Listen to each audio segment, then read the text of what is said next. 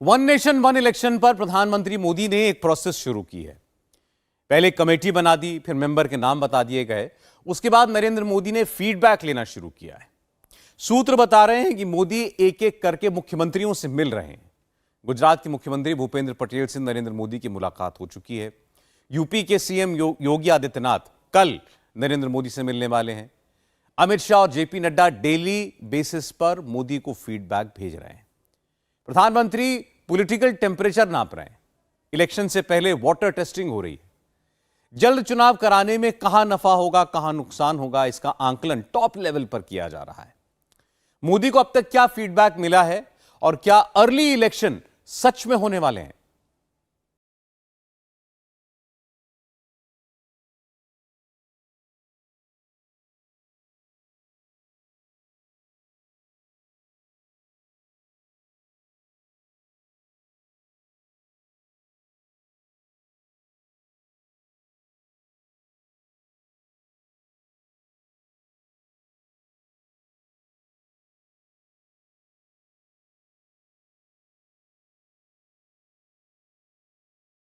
अर्पण और मंदिर के गर्भगृह में रामलला की प्राण प्रतिष्ठा का निमंत्रण देने के लिए प्रधानमंत्री नरेंद्र मोदी से मिलने वाले हैं। 22 जनवरी 2024 शुभ मुहूर्त निर्धारित है। अयोध्या के राजा रामचंद्र के कुल देवता भगवान सूर्य नारायण जब उत्तरायण होंगे, उस शुभ घड़ी में प्रधानमंत्री नरेंद्र मोदी अयोध्या में हिंदू धर्म की कीर्ति पताका फहराएंगे।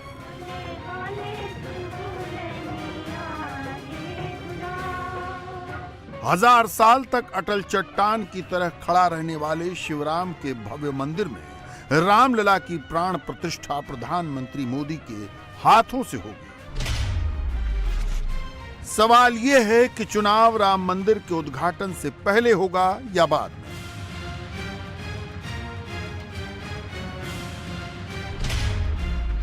पहले श्री राम के मंदिर में दर्शन शुरू होंगे या पहले वोट पड़ेंगे?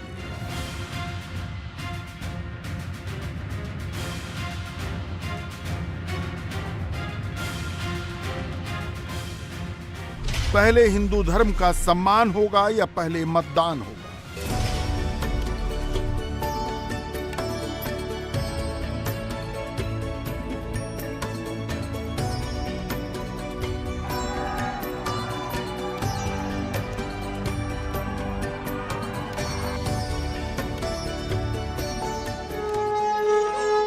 पूरा देश, समूचा विपक्ष, 100 करोड़ वोटर और 140 करोड़ की आबादी अभी ये जानना चाहती है कि वन नेशन वन इलेक्शन कब से लागू होगा। क्या सारे राज्यों में एक साथ लोकसभा चुनाव के साथ ही वोट पड़ेंगे या वन नेशन वन इलेक्शन दो टुकड़ों में लागू किया जाएगा? मोदी के विरोधी ये चाहेंगे कि राम मंदिर खुलने की तिथि पीछे चली जाए और वन नेशन वन इलेक्शन की तारीख आगे ना आने पाए। अयोध्या का राम मंदिर हिंदू वोट का सबसे बड़ा मैग्नेट होगा।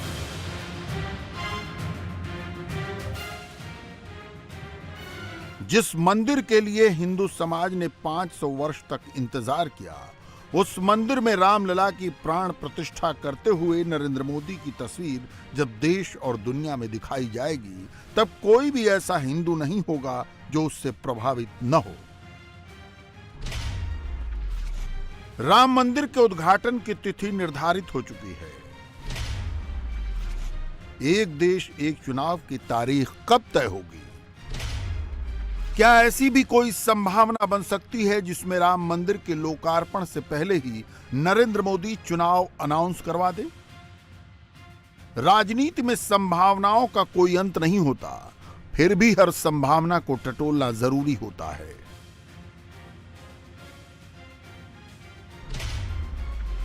पहले आपको दो संभावनाएं बताते हैं।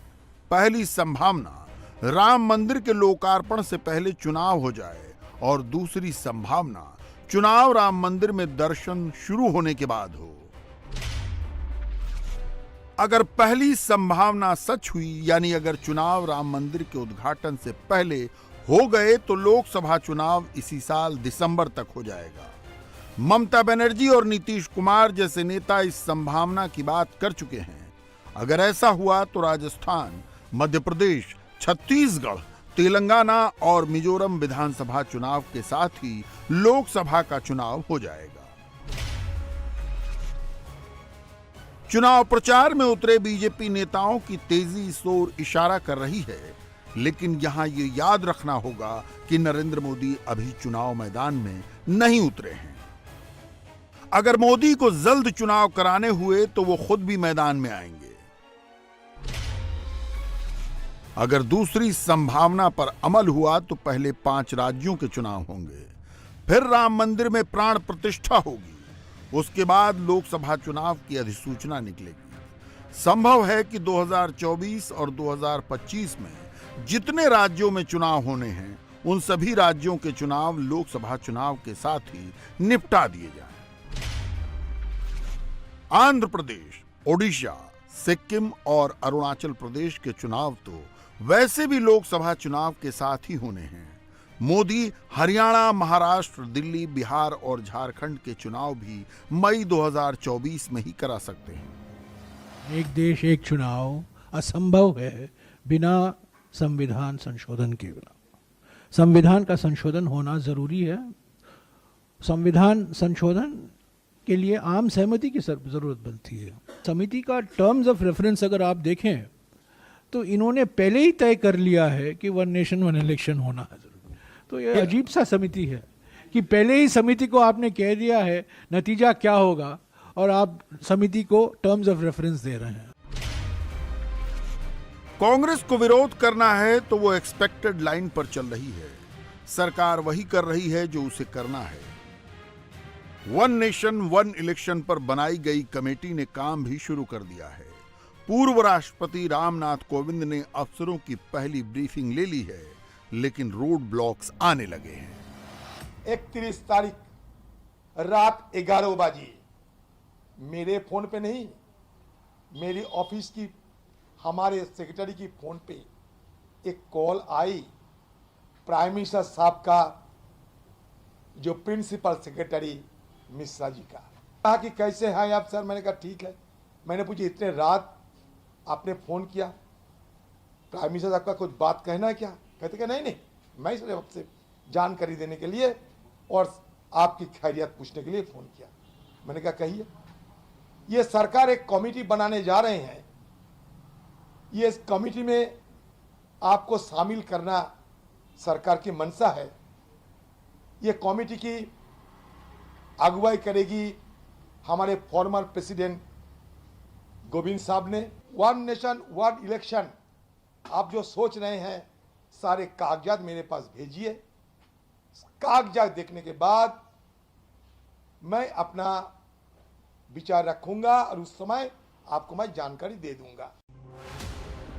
पश्चिम बंगाल के सांसद और लोकसभा में कांग्रेस के नेता अधीर रंजन चौधरी सरकार की हाई लेवल कमेटी से अलग हो चुके हैं। हाई लेवल कमेटी में 8 सदस्यों की जगह अब सिर्फ 7 सदस्य बच गए हैं।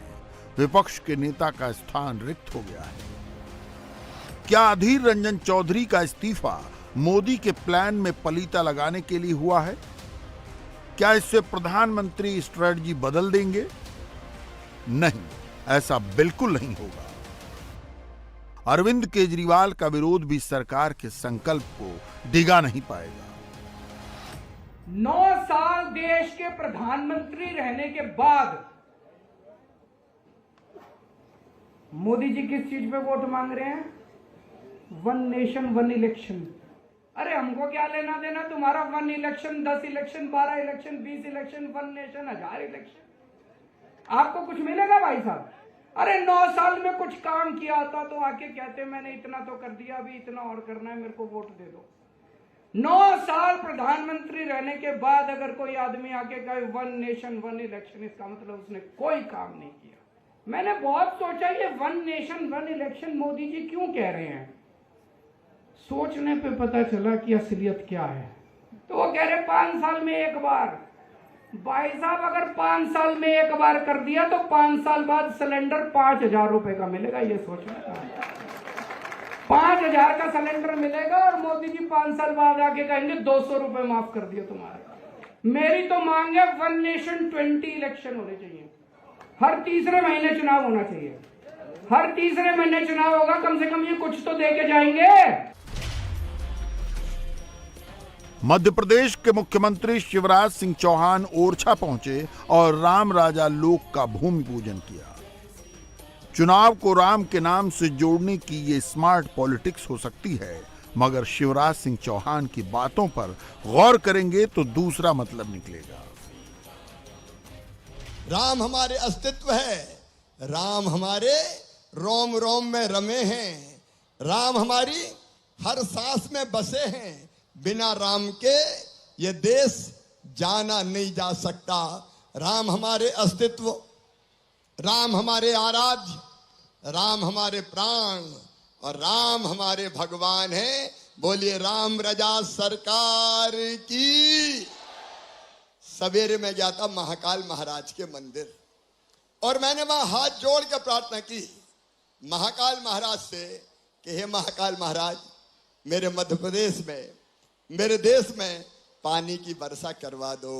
फसलें सूखने लगी है, किसान परेशान हो रहे हैं, जनता परेशान हो रही है। वहां मंदिर में अनुष्ठान हो रहा है, पूजा हो रही है और यहाँ राम रजा के दरबार में भी मेरे किसान भाइयों, मैं भगवान से यही प्रार्थना करता हूं, कर दो बारिश मेरे भगवान राम, राम रजा पानी बरसा दो ताकि किसान की फसलों को नई जिंदगी मिल जाए। अगस्त का पूरा महीना निकल गया। मध्य प्रदेश में नाम मात्र की बारिश हुई। धान की फसल खराब हो रही है। सूखा और महंगाई का खतरा मुख्यमंत्री के हलक सुखा रहा है।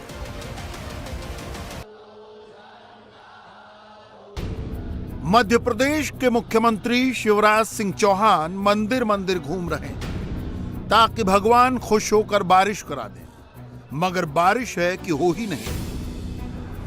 मध्य प्रदेश में इस साल सामान्य से 16% कम बारिश हुई। 1 जून से 31 अगस्त के बीच एमपी में औसत 26 इंच बारिश हुई।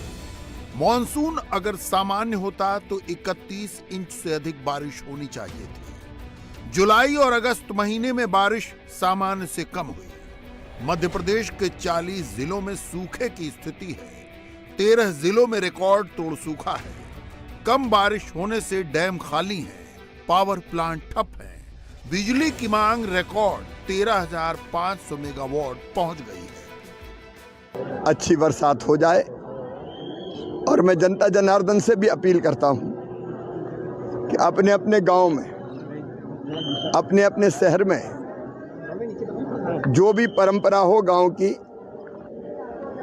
उस परंपरा का निर्वाह करते हुए सब अच्छी वर्षा के लिए प्रार्थना करें। प्रार्थना सुनी जाती है, प्रार्थना में असर होता है, सच्चे दिल से प्रार्थना की जाती है, भगवान कृपा की वर्षा करते हैं। शिवराज सिंह चौहान सूखे की आशंका पर बार बार बोल रहे हैं। बाकी मुख्यमंत्री बोल नहीं रहे, लेकिन डर तो उनको भी लग रहा है। जो विपक्ष में है उनके लिए सूखे में भी मौका है। सूखे की, बिजली की, बेरोजगारी की, भ्रष्टाचार की, घोटाले की, ये सब पूजा शिवराज जी करें तब तो कुछ बात बने। बात अकेले मध्य प्रदेश की है ही नहीं, बात पूरे उत्तर और मध्य भारत की है। मॉनसून के मिजाज ने सबका कैलकुलेशन बिगाड़ा है। अगर जल्द चुनाव हुए तो असली वजह ये है। अगस्त का महीना पिछले 122 साल में सबसे सूखा रहा। अगस्त महीने में गर्मी भी सबसे ज्यादा पड़ी। अगस्त में सिर्फ 191 मिलीमीटर बारिश हुई। इससे कम बारिश ईस्वी सन 1901 में हुई थी।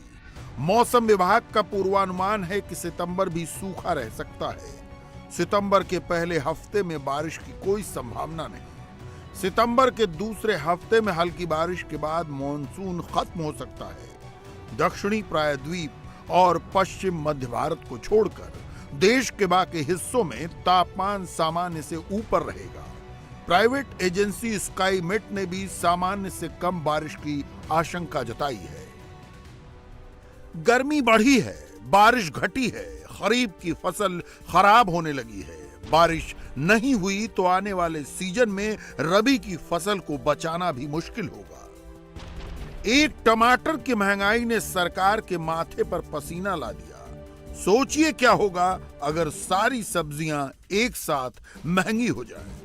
जन्माष्टमी से त्योहारी सीजन शुरू होने वाला है। जन्माष्टमी के बाद गणेश चतुर्थी, फिर दशहरा, करवा चौथ, दिवाली और छठ। हिंदुओं के त्योहार लाइनअप में महंगाई रंग में भंग डाल सकती है। टमाटर की सुर्खी थोड़ी कम हुई है, लेकिन दूसरी चीजें महंगी हो रही हैं। प्याज के खुदरा दाम 25% तक बढ़ गए हैं। पिछले 3 महीने में दालें 20% तक महंगी हो गई हैं। चीनी का प्रोडक्शन कम होने की आशंका है। प्रोडक्शन घटा तो चीनी भी महंगी हो सकती है। जरा याद करके देखिए, पिछले हफ्ते मोदी सरकार ने क्या बड़ा फैसला लिया।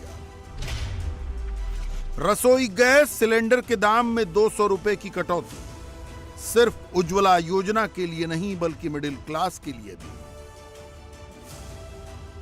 प्रधानमंत्री जानते हैं कि महंगाई समस्या बन जाए उससे पहले इसे काबू में कर लेना होगा। अगर महंगाई काबू में ना आए तो उसके हिसाब से स्ट्रेटजी बदल लेना ही ठीक होगा। मेरे बहनों भाइयों, मंगलयान, चंद्रयान, सूर्ययान की सफलता की लॉन्चिंग भी हो गई, लैंडिंग भी हो गई, परंतु राहुल यान 20 साल से न तो उसकी लॉन्चिंग हो पाई है और न तो लैंडिंग भी हो पाई है। और दुनिया को आश्चर्य है कि हॉलीवुड की बड़ी बड़ी फिल्मों से कम बजट में भारत ने मंगलयान तैयार कर लिया, चंद्रयान मिशन को पूरा कर दिया, सूर्ययान मिशन की तरफ आगे बढ़ रहे हैं।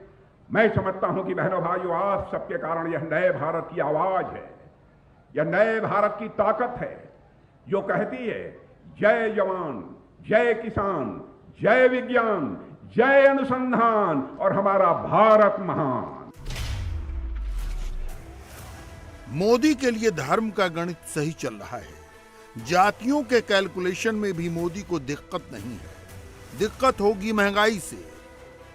महंगाई का दौर अगर लंबा खिंच गया तो एंटी इनकम्बेंसी नैरेटिव बिल्ड होने में ज्यादा वक्त नहीं लगेगा। मोदी के खिलाफ किसी भी नैरेटिव को भुनाने के लिए एक अलायंस खड़ा हो चुका है। खाया पिया पेट भरा वोटर सरकार के लिए दिक्कत नहीं खड़ी करेगा। सरकार को दिक्कत होगी उस वोटर से जिसका पेट खाली हो। महंगाई पर काबू करने के लिए मोदी सरकार ने गेहूं के निर्यात पर 2022 से ही रोक लगाई हुई है। गैर बासमती चावल का निर्यात रोक दिया गया है। प्याज के निर्यात पर 40% का टैक्स लगा दिया गया है। चीनी के निर्यात पर भी पाबंदी लगने के चांसेस हैं। प्रधानमंत्री के भाषण कम हो गए हैं। अब वो आसियान में बोलेंगे, फिर G20 में बोलेंगे। उससे पहले मोदी अपनी पार्टी के लोगों से मिल रहे हैं। योगी आदित्यनाथ को भी मोदी ने इसीलिए बुलाया है ताकि यूपी की रिपोर्ट ली जा सके। सर्वे से लगता है कि मोदी के लिए हवा है। कोई भी ठोस फैसला लेने से पहले मोदी सिर्फ हवा नहीं, जमीन भी टेस्ट कर लेना चाहते हैं। इंडिया टीवी हर वक्त हर जगह डाउनलोड करने के लिए सर्च करें India TV news Google play store या ऐप स्टोर पर।